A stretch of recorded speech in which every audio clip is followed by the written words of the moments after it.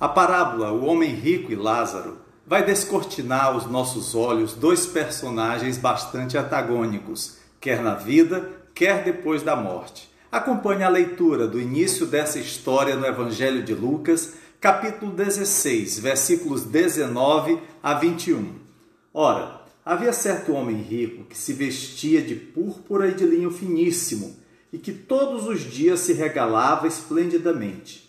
Havia também certo mendigo chamado Lázaro, coberto de chagas, que jazia à porta daquele e desejava alimentar-se das migalhas que caíam da mesa do rico, e até os cães vinham lamber-lhe as úlceras. Obviamente, nosso Senhor pretende estabelecer uma diferença entre o homem rico e o homem pobre. O homem rico não tem seu nome revelado, mas são descritas as características externas. Ele se vestia de púrpura e de linho finíssimo, e todos os dias se regalava esplendidamente. Ele estava vestido com o que de melhor e mais caro havia naqueles dias, e também banqueteava-se numa mesa variada, com comidas deliciosas, não uma vez por semana, mas todos os dias. Assim, a única coisa que Jesus tem a dizer sobre esse homem rico é que ele foi caracterizado pelos aspectos externos da vida. Há muitas pessoas assim. Toda a preocupação delas é o que devo comer, onde devo dormir e com que roupa devo me vestir. Assim foi com esse homem rico. Ele viveu uma vida vazia, despreocupada e tão somente cuidando do desejo de se exibir, justificando os seus próprios erros e defeitos. Em contraste direto com o homem rico, Jesus retrata Lázaro. Ele é o único personagem em qualquer uma das parábolas de Jesus que recebe um nome. O nome significa a quem Deus ajuda. Certamente isso é intencional, a fim de sugerir que Lázaro era um homem que, mesmo pobre e mendigo, Deus o ajudava.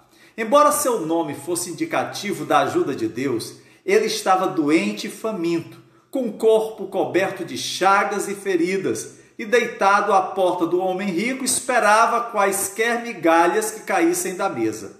Era isso que Lázaro aguardava, as sobras dos pratos que eram jogadas fora após o banquete. Além disso, é dito que os cães lambiam suas feridas, reforçando assim que Lázaro foi totalmente ignorado pelo homem rico, que ao entrar e sair de sua mansão, se deparava com a situação de Lázaro, mas isso não o sensibilizava, não mostrava nenhuma generosidade, total indiferença. Jesus continua a parábola e nos versículos 22 a 26 vamos nos deparar com novas cenas dessa história.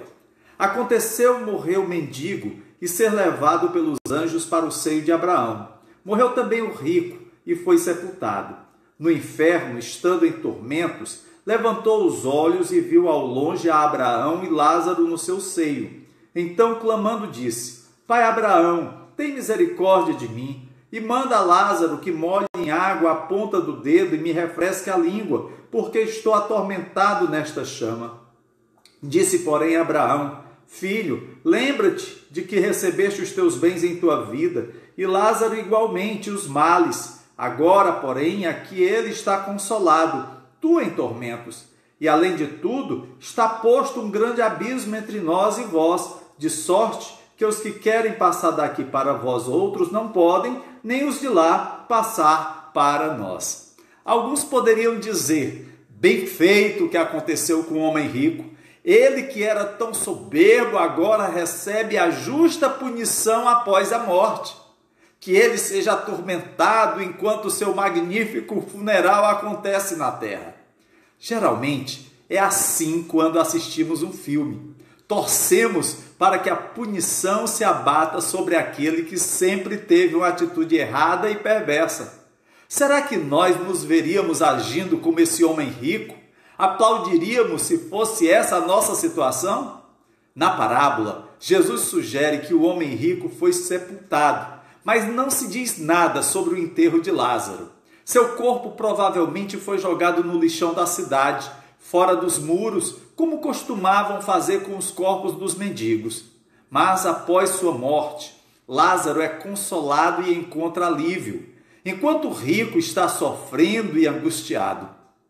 Muitas vezes, as pessoas reagem a esse desfecho dizendo: é assim que deve ser. É para isso que servem o céu e o inferno, para compensar o que acontece nesta vida atual, para justificar o que temos que passar por aqui.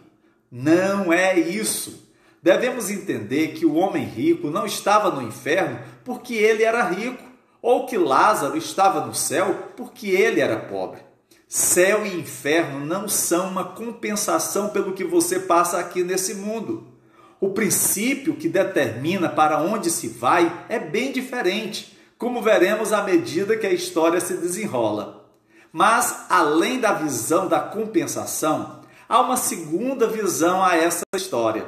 Alguns simplesmente não aceitam essa imagem da vida após a morte, especialmente o pensamento do inferno com suas chamas e tormentos. Muitos acham que ela pertence a uma categoria de literatura cristã que foi anexada ao registro original e que não poderia realmente ser isso que Jesus ensinaria. Essa visão também está errada.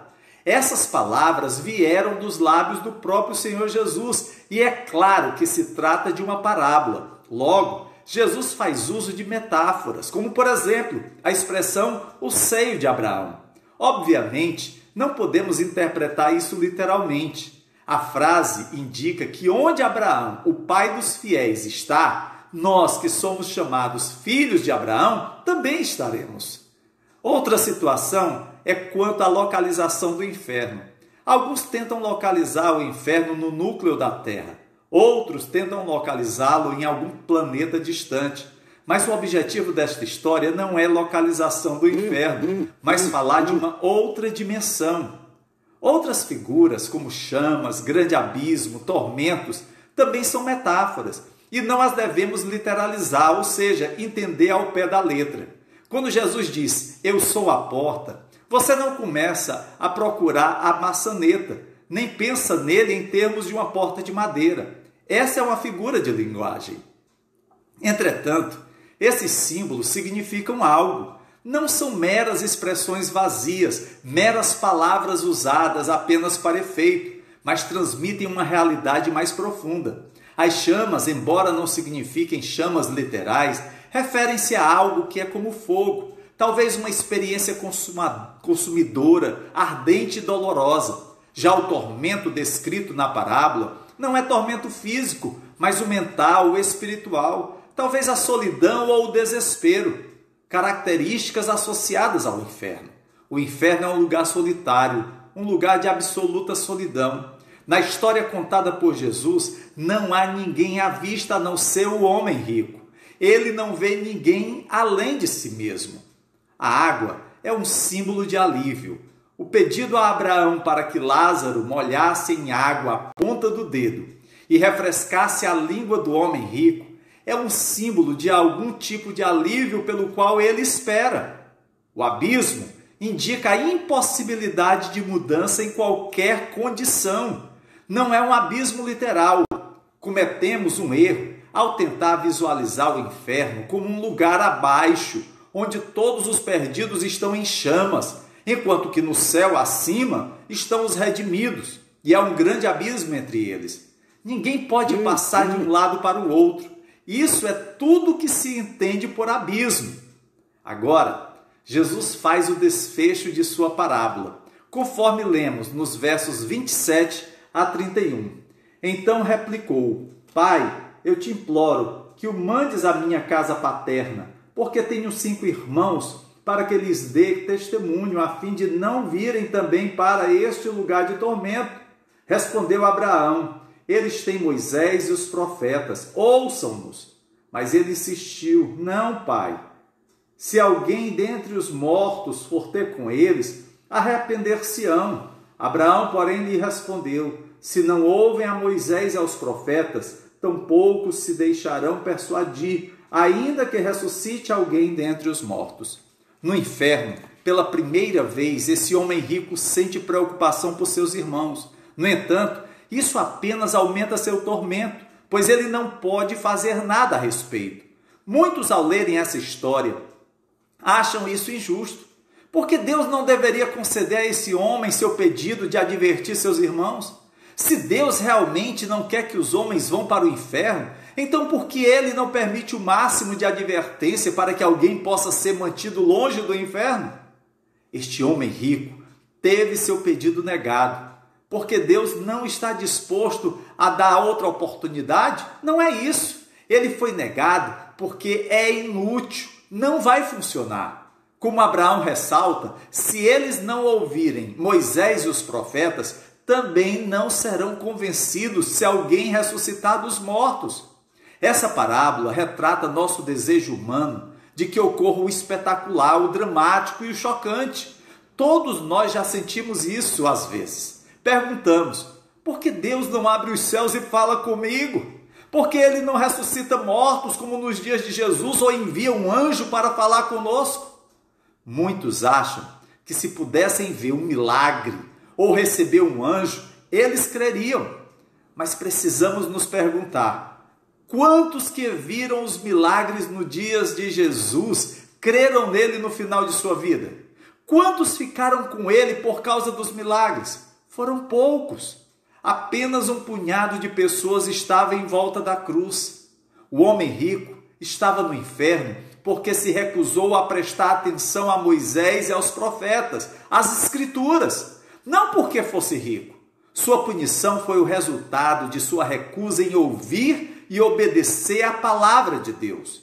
Sua vida egocêntrica e cheia de justificativas dos seus erros e pecados é um reflexo dessa recusa. Lázaro, por outro lado, estava no céu porque creu em Moisés e nos profetas, nas Escrituras. Fez de Deus seu Senhor e confiou nele. O ponto principal desta história é que você e eu somos os 5 irmãos que ficaram neste mundo. Você pode ser jovem com a vida toda à sua frente, pensando como esses 5 irmãos, sem dúvida, pensaram, vou aproveitar a vida agora e quando a próxima vida chegar, vejam no que vai dar. A grande questão é que o que vem em seguida depende do agora. Você pode ser também uma pessoa madura, experiente e achar que ainda tem muito tempo para tomar uma decisão, que pode adiar mais um pouco. Lembre-se da advertência das Escrituras. Vocês que dizem, hoje ou amanhã iremos para esta ou aquela cidade, passaremos um ano ali, faremos negócios e ganharemos dinheiro. Vocês nem sabem o que acontecerá amanhã, que é a sua vida. Vocês são como a neblina que aparece por um pouco de tempo e depois se dissipa. Esse é o ponto mais importante da sua vida. Que Deus te conceda sabedoria para tomar a decisão certa agora, a fim de que o teu amanhã esteja garantido. Que Deus te abençoe em nome de Jesus Cristo. Amém.